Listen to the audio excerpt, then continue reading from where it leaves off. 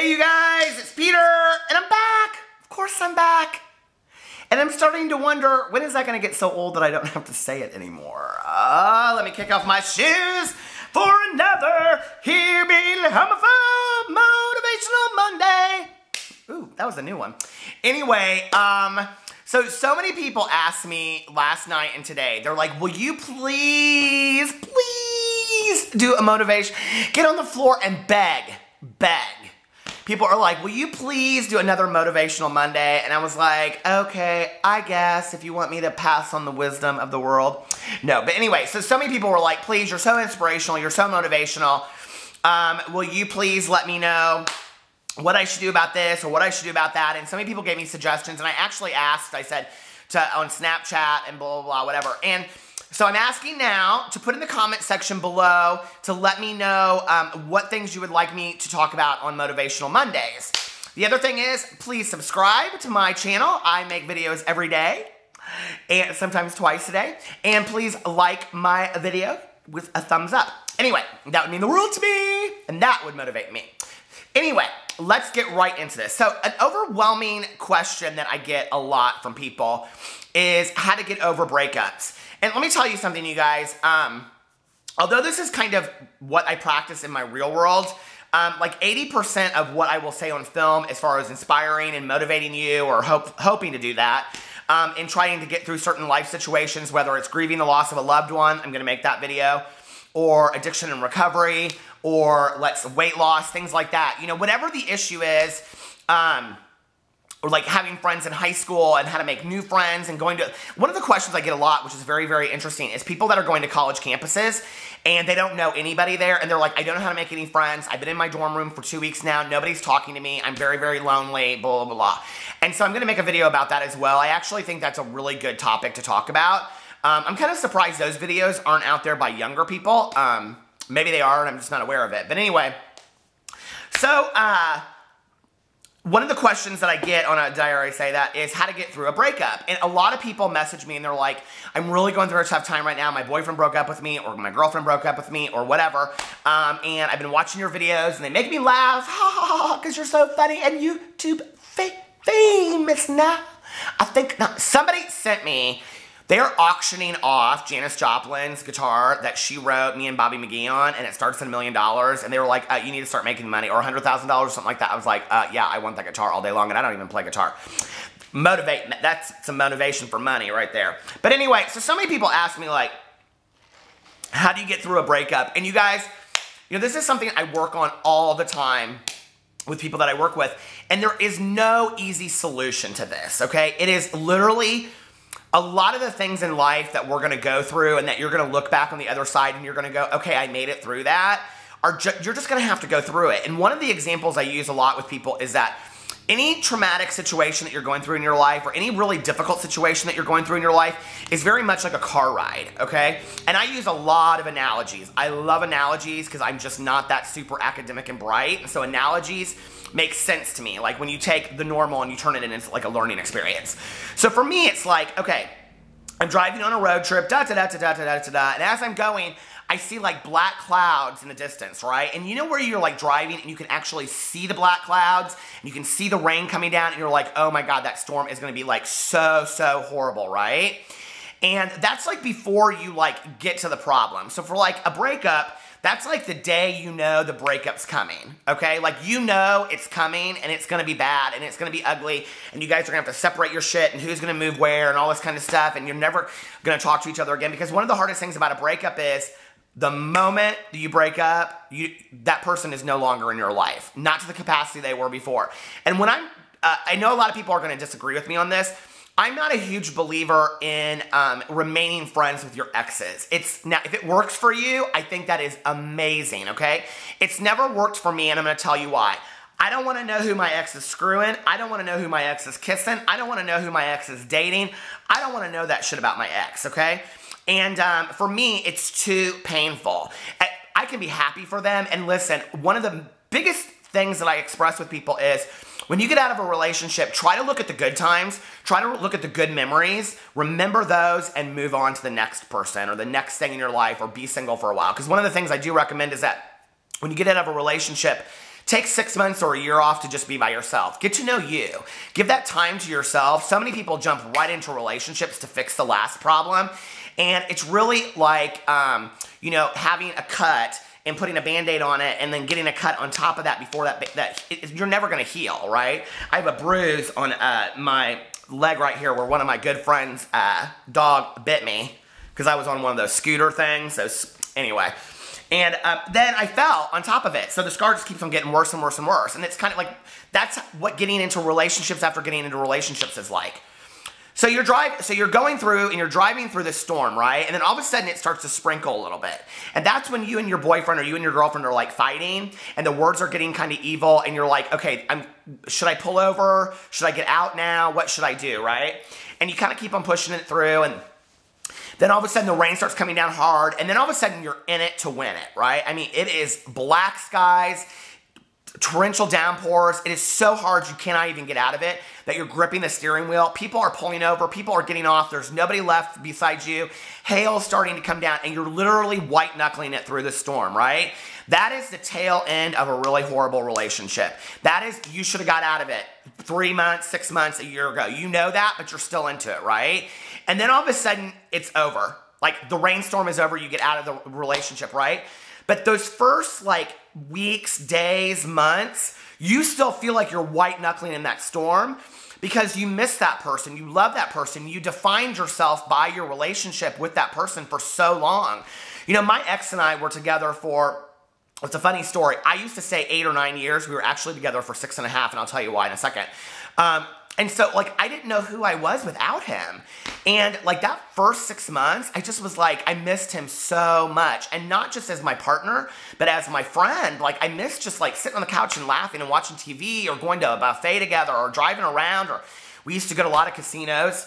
And I missed all of that. Like, I just missed my friend, you know? Like, and the second we broke up, like, I didn't know him anymore. And I think that was what I was terrified about, was that I knew that the moment that we broke up, he would no longer be in my life. What's interesting is that he had made these dog tags for us that had our sobriety birthday, had our anniversary on them from when we met. And I was upstairs like 5 years ago, and I was going through my jewelry box while my husband was asleep. And I pulled them out, and I found them. Like, I still had them. And I looked at the date, and I was like, okay, so this is like this, and then this is when we broke up. And I was like, that is so strange, because we were really together just 6.5 years. I mean, not even a total of a half. I mean, 6 months, 6 years and 5 months.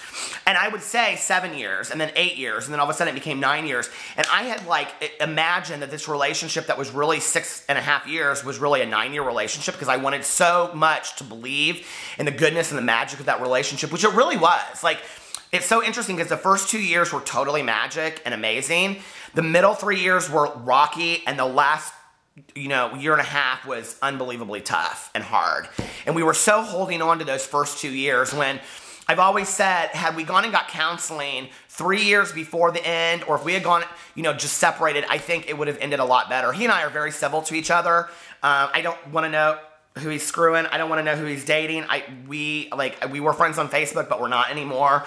And it's just too much. It's just too much, you know? And I remember, like, when Alex and I first started dating my husband, and I would see my ex out, and I would say to Alex, like, don't kiss in front of him. I don't want to hurt his feelings, all that kind of stuff. And then I remember I was standing there one night, having dated Alex for, like, 8 months, and I looked over, and my ex is kissing this guy, like, tongue. I hate all that. On the dance, it's like, you know what? Seriously, there's no necessity for that.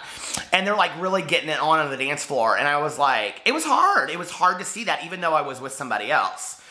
So some of the things that I think that have really helped me, I keep on hitting this, that have really helped me in getting through breakups is, number one, picking one friend that I know that I will not annoy the shit of by calling every day and saying, I'm gonna need you to talk to on a regular basis. Reading has also helped me. Movies, Netflix, involving myself in something else, and getting my mind off of those things, okay? Because the thing you don't want to do is, you don't want to call them, you don't want to text them, you don't want to message them, you don't want to start asking their friends about things, because really, and this is interesting, because I went to go visit a friend of mine, like 6 months after my ex and I broke up. Excuse me. My mom had passed away. And I remember I was sitting out on his patio. I went to go visit my friend in Denver. And I said, I really want to talk about my ex. And he goes, there's no reason to do that. And I go, what do you mean? And he goes, Peter, the relationship's over. I go, I know, but I think maybe I want to get back together with him. And he looked at me, he goes, what for? And I go, well, I still think there's a part of me that loves him. He goes, there will always be a part of you that loves him. What's interesting is I don't feel so much that way today. I mean, there's a part of me that will always care about him and will always love him. But I don't feel the magic that I mean, I really romanced the magic of those first 2 years. I mean, in retrospect. And so my friend looked at me and he goes, listen, he goes, he's your ex for a reason. You got to remember that. And that is so true.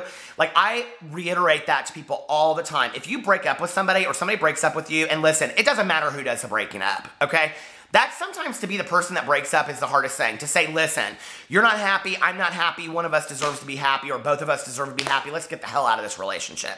Sometimes you hold on to misery by staying in a relationship longer than you ever should, right? And so I remember after that, he was like, there's just no reason to talk about it. He's your ex for a reason, the relationship didn't work out, move on, have fun, find somebody else if that's what you want. And at that point, I was taking a year to really get to know myself. I took almost a year.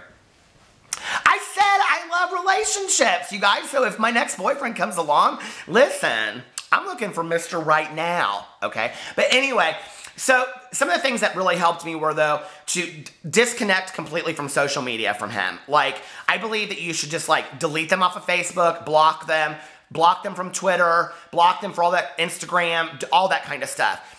Don't delete your old pictures. You may want to see those someday. You might want to tell the story. Your feelings may not feel the way that you are now, but don't go in and delete those pictures. That's lame anyway and childish. But disconnect from those people and block them. And if they get shitty about it, so what? If they say to you, why'd you send that message out? Just say, and this is what I say to people, it hurt my heart. I didn't want to see you're going on with your life without me, because there was a part in my life when I really thought we were going to be together, and we're not anymore, and that hurts. So I don't need to see that anymore. I love you. I wish you the best. No hard feelings. I just can't see that. The other thing you need to do is you need to delete their phone number in your phone and block them as possible, okay? Unless you have some family ties with them where you're going to possibly need to talk to their family. Do not reach out to their family. Do not reach out to their friends. I will say this, though, if you're together with somebody for a long time, like 8 or 9 years or 5 or 10 years or whatever, and you've interacted with their family on a regular basis, I think to write a letter to, like, the mom or the dad, not every member, but to write a letter or to call them up and say, hey, listen, I know we broke up. I just want to say thank you so much for including me in your family. It meant so much to me. My mom did that with my ex, and none of his family did that with me. And I mean to tell you to this day, I spent so much time with those people. And if they're watching this video right now, you hurt my heart, okay? I loved those people. They were family to me. I have never once heard anything from them since the day that we broke up.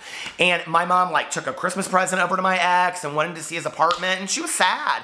I'll never forget, she said to me, I can't believe that you guys are broken up. Like, I don't know, you know, like, she had a relationship with him that was outside of mine. So, I think it's hard when you talk about family, but you need to delete that contact, okay? Because you're going to want to text them or call them at 2 o'clock in the morning and be like, please come over, please come over. And then you're going to put on your hottest lingerie or your hottest boxer shorts or open the door with a towel around your waist. And then they're going to come in and then you're going to screw. And then the next morning you're going to think it's all love and beautiful and butterflies and you're going to go have brunch and it's going to be honeymoon central. And one of you is going to get hurt because the other person's not going to want that. They just straight up wanted a booty call. And you know that's the damn truth.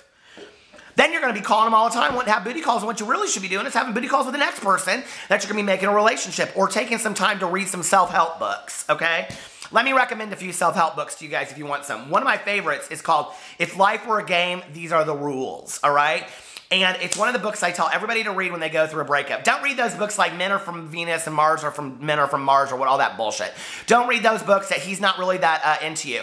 There is one book that I really like. It's called A Breakup for a Reason or something like that. Joseph Birdsong, the YouTuber, used to talk about it. I love that book so much. But, you know, relationships are really, really hard, and you just have to feel it. You have to remember, I'm driving through that storm. So at any point in the breakup, ask yourself, where am I at in that storm? But you guys, you know that at the end of the day, when you're on that road trip, and it's torrential downpours and hail and whatever, and you're white-knuckling it, see? White knuckles!